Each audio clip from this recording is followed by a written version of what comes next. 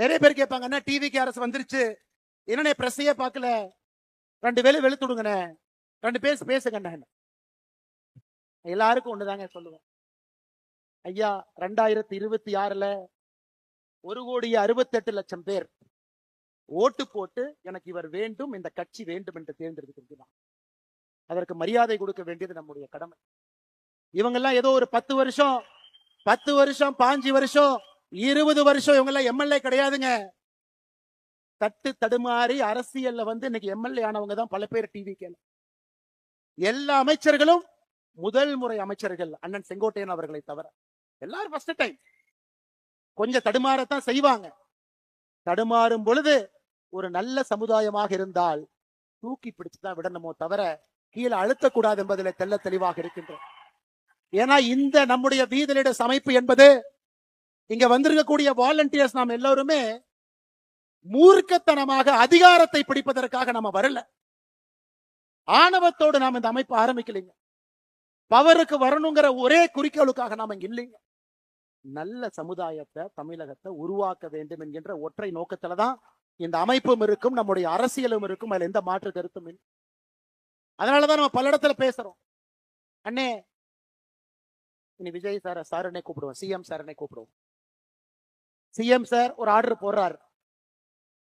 ஒரு வழிபாட்டு ஆலயங்களா இருக்கட்டும், கல்லூரிகளா இருக்கட்டும், அங்கிருந்து 500 மீட்டருக்குள்ள எந்த டாஸ்மாகாக இருந்தாலும் நாங்கள் மூடுவோம். 717 டாஸ்மார்க்க மூடுறோம்னு சொன்னாங்க. நாம செய்த கள ஆய்வுல ஒரு இடத்திலும் இன்னும் நூற்றுக்கணக்கான டாஸ்மாக் 500 மீட்டருக்குள்ள இருக்கு. அதையும் நாம் ஒரு தீர்மானமாக சொல்லி இருக்கின்றோம். இதையும் நீங்க பேசுங்க. ஆனால் நம்மை பொறுத்தவரை இந்த அமைப்பு மூலமாக ஒரு அரசுக்கு அழுத்தத்தை கொடுக்க வேண்டும் என்று சொல்வதை விட ஆரோக்கியமான அரசியலை செய்து அந்த அரசுக்கு வலியுறுத்தணும். சொன்னதுக்கு அப்புறம் கேட்கலினா அது வேற வழிங்க, அது வேற வழி. என்னைக்கு சொல்றோம் கேட்பாங்கிற நம்பிக்கை நமக்கு இருக்கு. அதனால் அடுத்த 1 ஆண்டு காலம் நாம் சொல்லத்தான் போகின்றோம், செய்யுங்க. ஜூலை 1ஆம் தேதி 39 பக்கம் வெள்ளை அறிக்கை நம்ம கொடுத்தோம். வந்திருக்கக்கூடிய டாக்டர்ஸ் எல்லாம் சேர்ந்து உருவாக்குனது. வெள்ளை அறிக்கையில எப்படி நீங்க போதையை கட்டுப்படுத்தணும், 5 ஆண்டு காலம் உங்க இலக்கு எப்படி இருக்கணும், முதல் ஆண்டு என்ன செய்யணும், 2வது ஆண்டு என்ன செய்யணும், 3வது ஆண்டு என்ன செய்யணும், மாநில அரசுக்கு அதை கொடுத்திருக்கின்றோம். அதை பார்த்து நீங்க செஞ்சீங்கன்னா எங்களுக்கு சந்தோஷம், டெய்லினாலும் சந்தோஷம். ஏன்னா மக்கள் பார்த்து கொண்டிருக்கின்றார். செய்வதற்காக நீங்கள் வந்திருக்கின்றீர்கள், மக்கள் நினைக்கிறாங்க. அதனால் நீங்கள் ஆரோக்கியமான அரசியல்ல ஈடுபடுவீங்க. எதற்கு அதை சொல்றாங்க? இதற்கு முன்பு திமுகவினுடைய அரசு இருக்கும் பொழுது கல்லூரியில பேச கூப்பிடுவாங்க. ஒரு கோயம்புத்தூர்ல தனியார் கல்லூரிக்கு பேச போனேன். 1 வாரம் அந்த கல்லூரியில பவர் கட், 1 வாரம் கட்.